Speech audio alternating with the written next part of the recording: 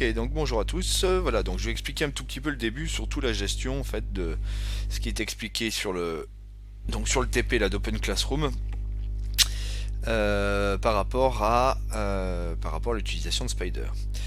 Donc le protocole TCP, etc. Ça on en parlera donc côté du cours. Donc l'objectif aujourd'hui, c'est donc de monter un petit serveur et d'établir des connexions du côté client avec ce serveur. Donc ça, je vous laisse lire un petit peu attentivement, il faut essayer de comprendre tout ça, mais je reprendrai a priori la même chose dans le cours. Donc nous, on va utiliser les sockets. Donc première chose, il faut importer la bibliothèque socket. Jusque-là, rien d'extraordinaire.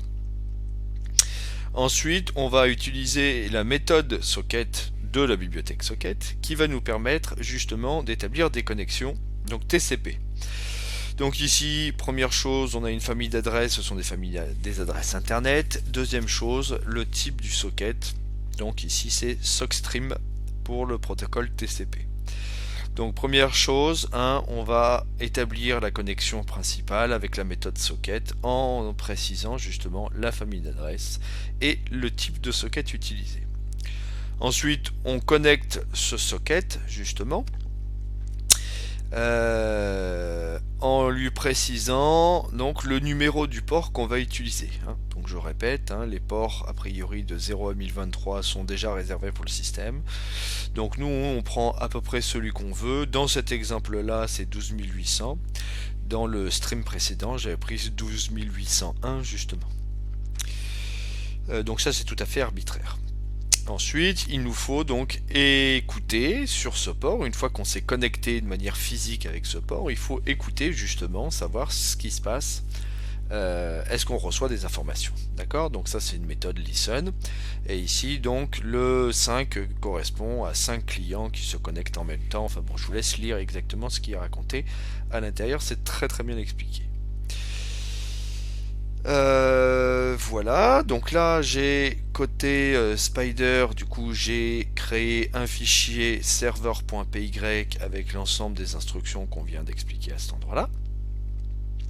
Et ah oui, ici j'ai obligé de rajouter que effectivement j'avais accepté les connexions potentielles justement, donc comme c'est expliqué sur le TP.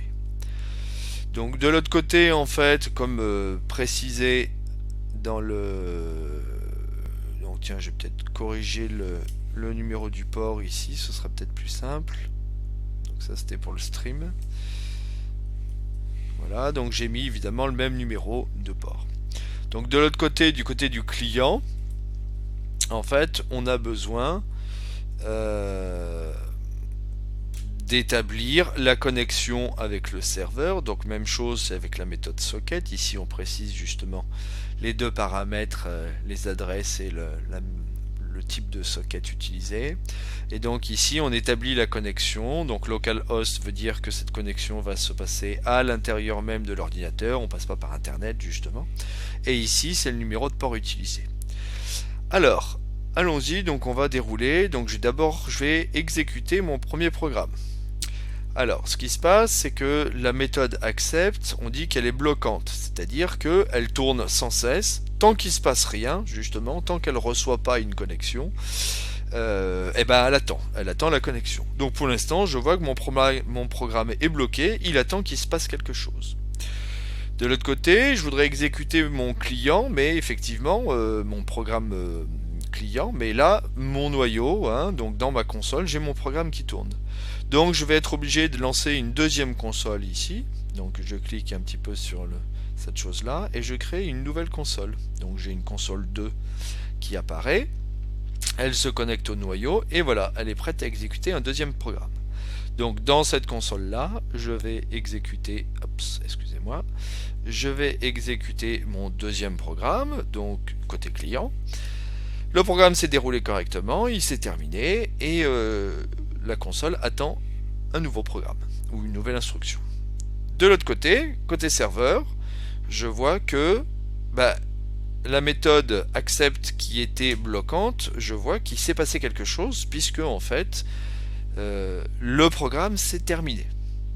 Voilà, donc c'est surtout ça qui ne se passe pas grand chose en soi, on est d'accord, mais j'ai établi la connexion à l'intérieur de l'ordinateur entre d'un côté mon client et de l'autre côté mon serveur. Donc l'objectif après, c'est de faire échanger l'un et l'autre, mais ce que je voulais vous montrer, c'était justement cette partie pour l'utilisation des deux consoles et des deux programmes séparés.